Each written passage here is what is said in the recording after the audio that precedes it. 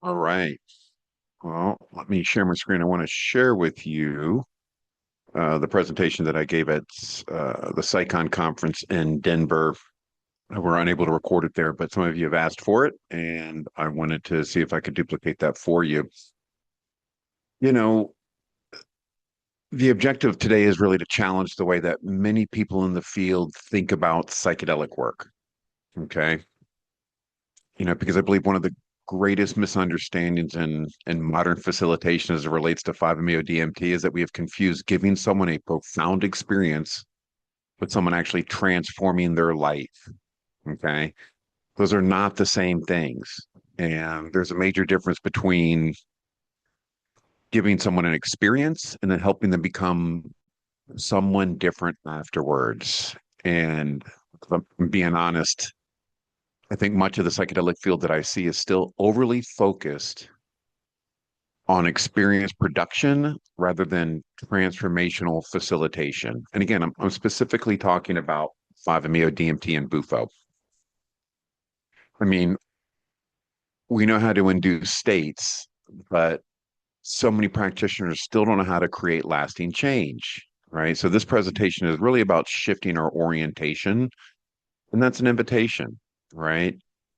And so just shifting this orientation away from chasing bigger experiences and towards understanding what actually produces embodiment, which is a term I'm going to use quite a bit. And then again, what I call durable transformation. You know, let me get my slides to, there we go. So I really want to question the assumption that intensity naturally equals integration. What do I mean by that? One of the biggest myths I see again in psychedelic culture as it relates to 5-MeO DMT is that this idea that intensity equals effectiveness, right? That if someone has a more powerful breakthrough, a deeper ego dissolution, if you want to use that term, a more dramatic experience, then the outcome must automatically be better, right? But that assumption does not hold up clinically or practically, right? And anecdotally, bigger is not always better in this particular case, right? Intensity is not integration, and experience is absolutely not transformation. Someone can have the most profound mystical experience of their life on Saturday and be back to the same exact conditioned pattern by Monday. We've seen this hundreds of times, right? Still reactive, still avoidant, still dysregulated, still trapped in the old identity structure. So why? Well, because temporary access to a state does not equal stable change, right? So in the 5-MeO experience, yes, they may experience this altered state in a state of consciousness, right? But what do they do with that? How do they integrate that? And how does that equal, eventually become stable change? And that's what this embodiment protocol is about. And I think if we continue conflating breakthroughs with transformation, we're just going to continue to produce people who have these high experiences, right? But minimally changed. So we have to start asking, what are we actually trying to produce here? A memorable experience or a transformed human being? And again, this started early for me when I would serve people that I knew and people that I didn't know. And then 3 to 5 weeks later, they would be back to what I would call their baseline personality. And I'm like, what is happening here? And that's what sent me down this rabbit hole that my wife and I went down of the embodiment protocol. So let's talk about transformation versus experience, right? Because I think it's important to distinguish between temporary states and lasting change. Again, right now, the 5-MeO space is heavily weighted towards inducing peak states, these mystical experiences. And, to be blunt, that is the easiest part. It doesn't take an extraordinary skill set to give someone a massive dose of 5-MeO DMT or BUFO and send them into a non-ordinary state, right? I call these the pipe lighters, and that's much of what you see in the field. And I know people take offense to that term, and I don't mean it offensively, but I think it's an accurate description of what they're doing. I mean, you've heard me say this a dozen times, right? Give me a monkey and a bunch of bananas, and I could teach it to light a pipe over the course of a weekend. That's not the job, right? I mean, think about it. What's harder is helping the person stabilize when they've been touched, helping them embody it, helping them reorganize their life and identity around what was revealed in the experience. This is a completely different skill set than someone that's just lighting a pipe, right? So the ability to trigger a breakthrough is not the same as the ability to facilitate transformation. In our facilitation program, we talk a lot about this. Again, it doesn't take a lot of skill set to light a pipe, press the button on a vape pen. All right.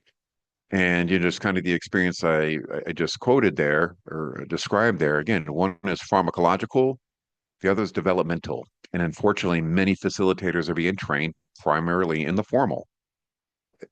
They know how to, induce surrender, right? This mystical experience. Just put enough medicine in the pipe and that's going to happen, but not how to really help somebody live differently afterwards.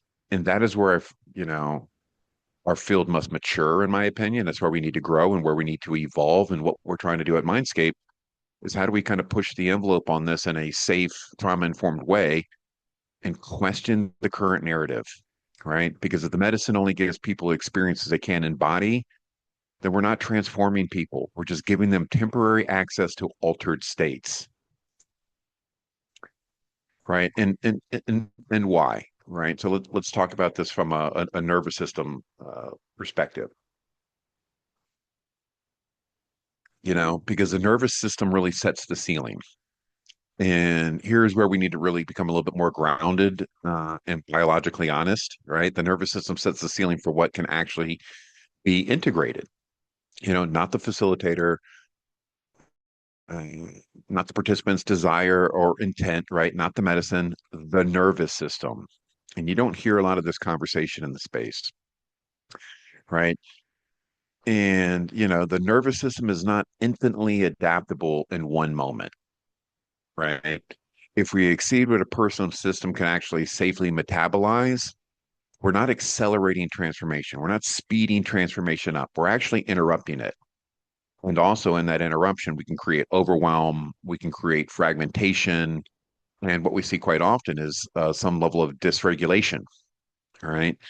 And, what sometimes in the course when we're watching people facilitate on videos that we find online, what people are celebrating as massive breakthroughs is actually a nervous system that has gone too far beyond capacity. And that's not awakening, that's overload. And this is one of the most important distinctions I think a mature facilitator has to understand. Overwhelm is not the same thing as transcendence. Uh, Dysregulation is not the same thing as surrender. And if you don't understand the difference, you can re-traumatize someone while thinking we're actually helping them awaken. And that's a concern. And again, I've got a podcast out there. It's called The Dark Side of Awakening, which is just about having conversations with people that were traumatized or dysregulated in this experience, not people that just had tricky experiences, right? And something I really don't like is the term or this, spiritual trope of the medicine gives you exactly what you need. Tell that to the mom that can't pick up her kids from school. Tell that to the father who can barely get out of bed in the morning because they're so dysregulated, right? So that's a lazy spiritual explanation for what's actually happening in the nervous system and deep dysregulation. Um, you know, I think this makes perfect sense, right? And the sense is, every other discipline understands capacity, right? I was a personal trainer for years. I know folks that went to psychiatrists, right? And again, what's interesting is that every other helping discipline already understands this principle. We're not creating something new here. This isn't some genius idea that I came up with. Psychiatry uses minimum effective dose, right? If you went to your doctor and had depression, he doesn't start you off on the highest depression dose possible. That'd be silly, right? Strength training uses progressive overload. Trauma therapy uses titration, right? Again, no competent therapist, and I'm in my internship for to be a marriage and family therapist. My wife's a therapist. No competent therapist says let's overwhelm the client with as much as possible today, right? No competent trainer says let's load the bar with the maximum weight immediately. Like if you've never lifted more than 100 pounds, are they going to give you a 400-pound dumbbell and say let's lift that right now? That'd be ridiculous. right? And no competent physician is going to say, let's start with the highest possible dose and hope for the best. So why are we doing that in the facilitation space? Right? Because I see that in the psychedelic work, this often is exactly what's happening. Many facilitators ask, how deep can we take them? Right? And when they should be asking, what can this person's system actually integrate today? And to me, this is unfortunately a radically different orientation. And, again, my opinion is one of the defining differences between immature and mature facilitation. And that's what I'm focused on. Immature facilitation chases intensity. Mature facilitation assesses capacity because their job is not to maximize the experience, it's to maximize usable transformation. And those are not the same thing, right? And I also understand, in the current setup for a lot of facilitators, they have a day to work with a client. So understanding that, again, the way that I was trained and the way that most facilitators were trained is, we had an hour and a half to work with the client. So the client was really pushing for this larger dose experience right out of the gate. You as a facilitator had about an hour to an hour and a half to maybe 2 hours to work with this person. And again, I think that model we just need to question it. And not just question it because what I'm not here to do is say, this is the new way that people should do it. What I'm trying to offer is an alternative to the way that we have been doing it. And so folks do have an option, right? Right now, there's the large dose experience, there's some stepwise protocols. But again, they're not focused on embodiment and long-term transformation, right? So, this is something that really kind of hit home with me, right? There was an article about where they put an EEG to a monk and started measuring the brain waves. I actually have one of those headsets myself, and it's been fascinating to kind of witness. And so again, this is where the conversation get a little interesting because some of these emerging observations and comparisons suggest that low to medium doses of 5-MeO or bufo often resemble deep meditative brain waves or brain states, and even so more closely than very high doses. And so from my standpoint, I've always been interested in it was my third experience where I had an experience and then I was sitting there meditating afterwards. I'm like, oh, what you just experienced was temporary enlightenment. I'm not claiming enlightenment. I'm claiming that I got to experience it, put my finger on it, right? What I call with my clients the reference point. And the thought was, okay, this is what the monks go to monasteries for 30 years to achieve, right? You got to experience it and create a reference point. How do we do that? And again, what the research is showing is in the lower doses that more resembles the same brain states as deep, deep meditation, as they were able to show with this monk. So think about the implications of that. I think because many facilitators assume if some is good, more is much better, right? But what if the dosage range most conducive to, stabilization, awareness, and presence isn't the highest one? And again, we can see the brain waves and know that's true because, I think the range that is more supportive of embodiment is the slower range, right? And it's actually where the person can remain conscious enough to participate in the process. The full offline experience or the full release experience, there's no one there to participate in the process. So if the goal is stable awareness, if the goal is presence, if the goal is helping someone learn to inhabit awakened consciousness, and that's always been my interest with this medicine, right? If that was temporary enlightenment, how do we create a path back to that state of more consciousness and awakened consciousness, right? And if that's the goal, then we should be asking, why are we so often skipping past the dosage range where those capacities are actually trainable? And that's the key word, trainable, right? Full release dose, there's no training. It's you're being submitted into a range that again, you don't have the capacity to work with. It's not a trainable range, right? Because yeah, I mean, think about it. Once somebody is fully obliterated or obliterated beyond all capacity for observation, there could be some profundity there, right? But there's very little space for active training, and that distinction matters. Okay. And I hope that makes sense for you. So, like in our sessions, again, using low to low medium, maybe even medium to medium high doses, but still there's some level of awareness there. That's what we call learning to drive the car. That's where the training actually happens, where you're training your brain to go from potentially like beta states into more conscious states. And you have to allow it. You have to train your mind to do that. But in that training, you're able to take that outside of the space into your living world. That is more important than being temporarily shoved into that space of complete ego dissolution, and then coming back online, right? So let's talk about it. There's essentially two models of facilitation. And again, I'm not anti large dose. You probably heard me say this a million times, but there's some benefits to both. But I think again, in this space now where we're actually trying to wait or train, stabilized awareness and presence, I think this new model, which again, I had a good conversation with a therapist today, a gentleman that told me, which I agree with, is this new model is only 4 to 5 years old. So we're still in its infancy, but it's starting to gain traction. And here's why. Because again, if we look at it, there's really only two facilitation models operating in this field currently.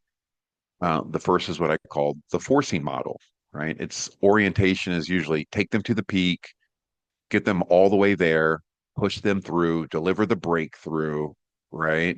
And again, this model often assumes that if a person just reaches this state, right, then transformation will happen automatically.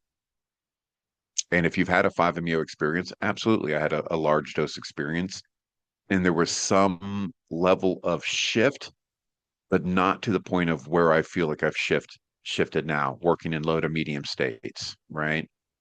And that's the second model. And it's what we call the training model. Its orientation is different. It's going to ask, can we help this person build the capacity to access and stabilize that state themselves?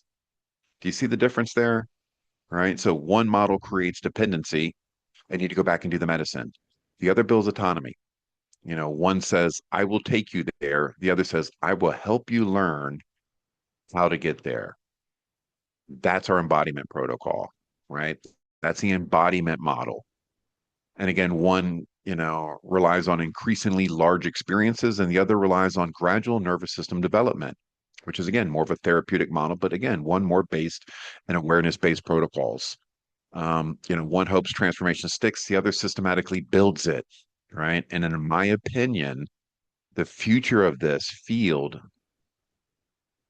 the direction of this field should and will likely shift to the training model. Okay, because our job should not be to repeatedly give people access to something that they can't even sustain. Our job should be to help them become capable of sustaining it. And that's through helping them train to access this state. So this should kind of put it in a good perspective for you. And again, why capacity matters more than exposure.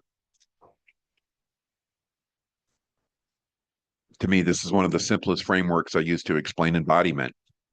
If someone cannot hold 20% of the state, giving them 100% of it will not make it stick. I'll say it again. So it will stick with you.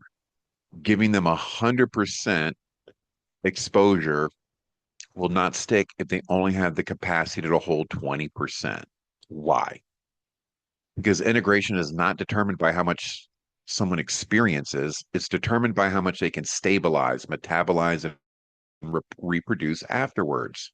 So if someone's system can only tolerate 20% openness, 20% surrender, 20% non-identification, um, 20% nervous system relaxation, and you give them a full ego dissolution experience, right? Or this temporary dissolution of their identity, right?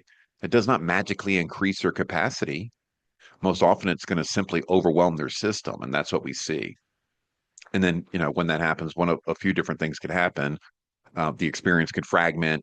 Um, the system's going to contract, or the memory becomes idealized and chased, right? Which is why we see people going back over and over. And I was one of those people, right? And I think the field is obsessed with state access. We know that transformation is about state stability. Touching that state is easy. Give somebody enough medicine, they're going to touch that state. It's living from it to me, which is the work and the purpose and the goal, right? So let's define embodiment, right? What embodiment actually means. It's a term I'm hearing more and more often, but this is as it relates to the 5-MeO space specifically. And again, I think it's one of those words everyone uses, but very few define it clearly. And to me, well, let's define it. To me, embodiment is not understanding the philosophy. It is not having a realization, right? It's not knowing the truth intellectually, right? And that's what happens in some of these larger experiences. We get a touch, we see it, we get to look through the window, right? So intellectually, we understand, oh, we're one with everything. Beautiful. Great. Intellectually, we understand that. It's not embodiment. Embodiment means your nervous system could hold the realization consistently enough that it begins changing how you live, right? It means awareness is stabilized. It means your baseline state shifts. It means your reactions change, your identity changes, your relational patterns change. Um, what else? Your capacity changes. You know, your nervous system no longer simply visits the truth, it learns to live from it. That is embodiment. And that's why embodiment can't be delivered through one peak experience, right? It must be built through, repeated exposure, repeated practice, and repeated stabilization, right? Embodiment is not a download. That's intellectual, right? It's a developmental process. And again, as someone who's done this medicine a lot of times, it wasn't until I started focusing on embodiment that I noticed the difference, right? How do I live from this, right? So, an example I try to use, and hopefully I'll get it right. It's like, when you're meditating, you, you know, you know, you, meditation is you're practicing to become aware, but embodiment is living in awareness, right? Hopefully that will land. Um, so let's talk about a sequence dosing model for 5-MeO DMT, right? So what does this look like practically? And there's no set model. This is the dose, this is the dose of the dose, but it's really where gradual induction comes in, right? Rather than orienting around maximal dose, we're orienting around developmental sequencing, right? And we, think of it in these broad phases. And in the space, what you hear often is like a handshake, a hug, and a kiss. That's kind of some of the terminology that we use in the facilitation space. I don't use that. That always seems confusing to some degree. It's like going to Starbucks. It's like, I just want a medium. Is that a what is that? Why can't it just be a medium? Why are we complicating this? Right. So I just pose it as low dose, medium dose, and higher dose or large dose, right? But if we think of it in three broad phases, again, low dose, this is what we call the familiarization stage. Can the participant recognize the state? Can they orient to it? Can they begin, learning what surrender feels like without being overwhelmed? And this is an important aspect of this, right? And we learn a lot by how they work in that space, right? Because they're learning, again, what surrender feels like or what allowing feels like without being overwhelmed. So now their nervous system has begun to feel some level of safety. Then as we shift to the medium dose, again, this is more stabilization. Can they remain aware? Can they remain aware while deeper layers start emerging? All right. Can they stay present as like some level of identification starts to loosen? And importantly, from the nervous system, can they regulate inside this state rather than disappear into it? Right. And then higher dose, again, this becomes optional expansion, is what we call it, right? It's not mandatory, it's not required, it's not superior, it's not better, but it's simply available, right? So if the system demonstrates readiness, and again, we'll see that in the first two frameworks, right?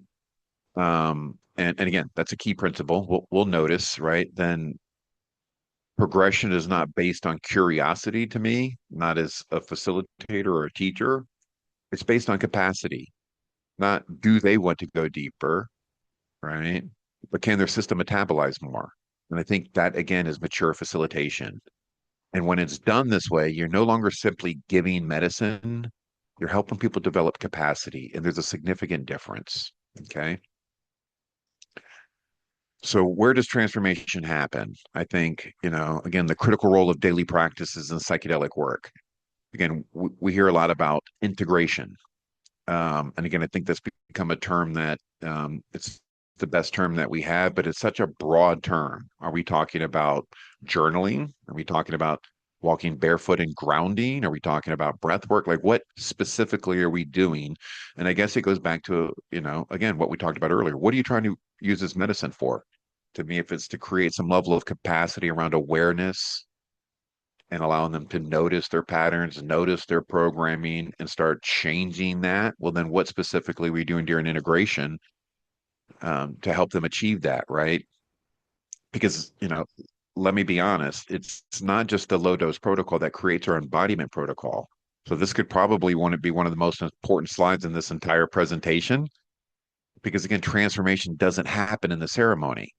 And let me say that again clearly. And I kind of want to slow down on this slide.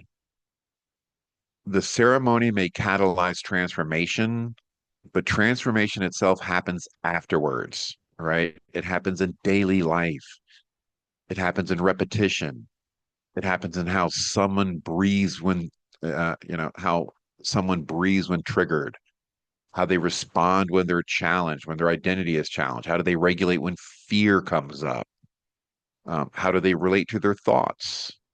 Okay. How they orient towards themselves, right? How they practice being the person they glimpsed they could become. So again, in these spaces, you get an opportunity again to see your programming and then kind of determine, is this in alignment with my values or who I want to be? Then how do I practice being the person that I got to see in that space? Because we know that identity doesn't shift through insight alone. Identity shifts through repetition because that's how you created your identity to begin with, right? It's through rehearsal, it's through lived experience. And again, that's why embodiment protocols matter so much. Daily awareness practices, state regulation tools, breath work, somatic work, right? What we call identity rehearsal or awareness-based therapy, right? It's this conscious interruption of old patterns, right? So if we can create a little space between, stimulus and reaction, well, there's where peace or truth lives, and the ability to now respond based on the personality or value system that you want to start living. And if we do that repetitively, we're going to create a new reactive or automatic pattern, right? More in alignment with who the person's trying to be. All right. So small repeated actions done consistently are going to outperform one massive peak every single time. I'm going to say that again because I really want this part to stick. Small repeated actions done consistently, right, are going to outperform one massive peak experience every single time, period. Right.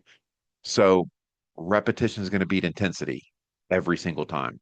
So again, why is the focus on this intense experiences as the goal of the experience? And again, I'm not anti the intense experience. I'm not anti the large dose experience. But what are we trying to do with that experience?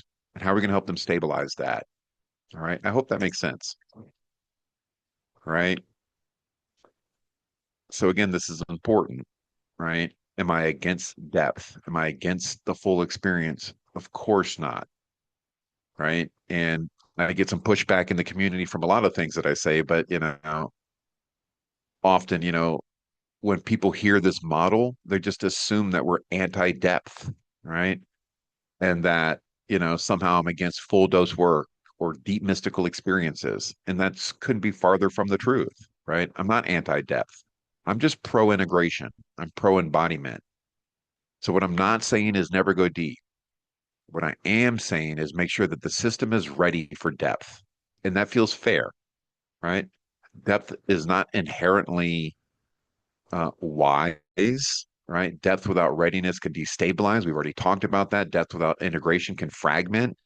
Depth without embodiment can become spiritual entertainment, is a term I really like, right?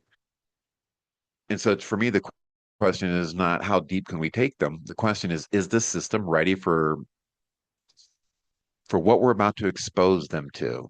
And again, I think that's a more mature framing, right? Not the medicine will give them exactly what they needed. But that's not what we're talking about. Okay. We're talking about is the system ready for what we're about to expose them to. All right. Because our responsibility is not to maximize intensity. It's not our job, right? And we may have clients or participants that come to us and that's what their goal is. You, as a mature facilitator, should determine, is this person ready for this experience? Okay. And if not, then it's your job and your role as a responsible and mature facilitator to not provide that, right? Because again, our responsibility isn't to maximize the intensity, it's to maximize usable transformation. Because for sure, somebody could have a large experience and it not be destabilizing. Mine wasn't destabilizing, but it wasn't ultimately what helped me transform. That's the important difference. Okay. And, this is again where we're talking about ethical boundaries, right? Um, and this is also something that we don't talk enough about in the space, ethics. All right. So guess what? This is where the conversation becomes ethical. And to me, giving someone more than they can integrate is not facilitation. It's just overwhelm. And, again, sometimes when people celebrate or what people celebrate is this breakthrough or mystical experience is just actually a system overload. And there's not enough talking about trauma-informed care, trauma-informed practices, or even understanding this as it relates to the nervous system. And I think we need to be mature, as the field in general, and kind of admit that this is true. Because I think if somebody leaves dysregulated, more fragmented, more confused, more destabilized, that is not success simply because the experience was profound, right? And, I think facilitators have to stop evaluating outcomes based solely on intensity. And that was in my training, right? Like we served a lot of people. And yes, they had this intense, profound experience. But then I would integrate these people days later. And it was not always good, right? And in most cases, it wasn't, they weren't able to embody it. They weren't able to live from it, but they had a profound experience. So again, what are we trying to do with folks here? We're trying to help them transform. Or are we just serving large dose mystical experiences, right? Because I think a lot of facilitators feel their role is to impress, right? And it's not. Our role is not to impress. Our role is not to create dramatic stories. Our role is not to manufacture mystical fireworks. Okay. I think our role is, you know, to responsibly steward transformation is maybe a word I'd like to, or a phrase I'd like to use, which means helping people build from the capacity to handle the light they are receiving. That's a big difference. How do we help them build capacity to handle it, right? Not forcing more light into a system that can't metabolize, right? That isn't service. To me, that is recklessness disguised as spirituality. And again, I know I will get heat for that. I don't care. All right. Please feel free to challenge anything I say. If you're in my class, I always tell folks, look, I have my way. It's just a way. I'm not saying it's the way, but I think everything that I've discussed so far is fair. Okay. So let's talk about evolution in the field and what maturity looks like in 5-MeO DMT work and BUFO work as far as I'm concerned and what we're trying to train folks with, right? Because to me, if this field, well, again, if we look back on the current framework, the way that it's being worked with right now, it's about 40 years old. We could have a discussion about, how long it's been used in indigenous cultures. That's been up for debate for some time, but I know indigenous cultures, they didn't have eclipse pipes and blow torches, right? So yes, I'm sure five has been used in some cultures, but not in the framework that we're using it, where it's outside of community, it's outside of kind of this containment, right? So it's an infant as far as I'm concerned. So if this field's going to mature, then the standards have to mature. And in my personal opinion, that maturation requires, I'm going to say, several fundamental shifts. Okay. I think we have to move from, capacity over intensity, stability over peak states, embodiment over experience, right? And I think that's the direction. I think capacity over intensity, again, stability over peak states, and embodiment over experience is the direction we need to move. I think the ability to hold the states matter or hold the state matters more than how far into the state someone goes. And I think reliable access to clarity matters more than a one-time explosion of consciousness, right? So living the realization matters more than touching it. Again, the amount of people that I've touched are like, oh my gosh, I was enlightened. How you doing today? How you doing today? Right? Yes, you got a reference point. You got to see what the potentiality is, but are you living from that realization? How do you embody that? Because ultimately, again, no one's life changes because they briefly touch the infinite, right? Their life changes when they begin living from what they touched. That's embodiment. All right. And that only happens when the nervous system could hold it. Going back to the nervous system and the identity reorganizes around it. That is our job. That is our work. And again, if you're a facilitator and you're listening to this, this is not an attack on you. But to me, this is the maturation of this field and this space that we need to review and look at because our goal is to continue to improve upon what we learn. This doesn't have the same lineage as an ayahuasca or a psilocybin, at least in my opinion, and again, what the research would support. Okay. So to me, the goal was always living awake, moving from touching the infinite to living from it. And to me, that's the true goal of this work is not to just produce beautiful experiences, although they're beautiful. My large host experiences were beautiful, right? But it's not what ultimately shifted me. It's not to create stories people tell for the rest of their lives about the time they dissolved into God, right? It's not to help someone touch the infinite for 10 minutes. The goal, in my opinion, is to help them live differently afterwards, to help them become more present, to be more aware, more conscious, more regulated, more compassionate, less reactive, less identified with all that they think that they are, and more aligned. All right. So the goal is not touching the infinite. The goal is living from it. Right. And that requires more than just the medicine. It requires training, practice, integration, and then ultimately embodiment. And I think facilitators who understand that role, let me rephrase that. I think facilitators that understand that their role extends far beyond the ceremony itself are the facilitators of the future. Okay. So, in closing, if this framework resonates with you, if you recognize that psychedelic facilitation has to evolve beyond peak state induction, if you believe this field needs more rigor, more ethics, more developmental sophistication, right? This is exactly why we created our training. And I'm not trying to sell you on it here, but this is again what we went through at the conference, right?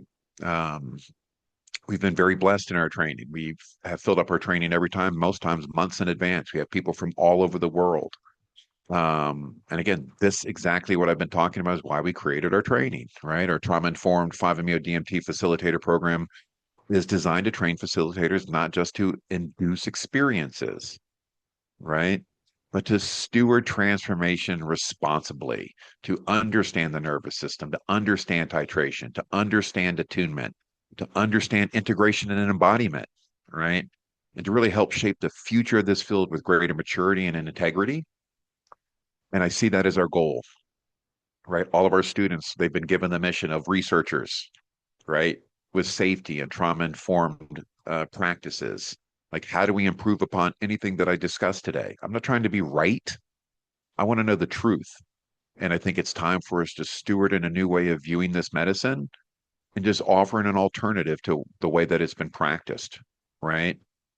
And so, again, it's to really help shape the future of this field. And so, if you'd like to learn more, there's the QR code. We do interviews with folks to make sure that they are in alignment with what we're teaching and our course, and make sure that we're in alignment with what they're hoping to achieve. I hope you found that valuable. Take care. Mindscape Institute, mindscapeinstitute.org.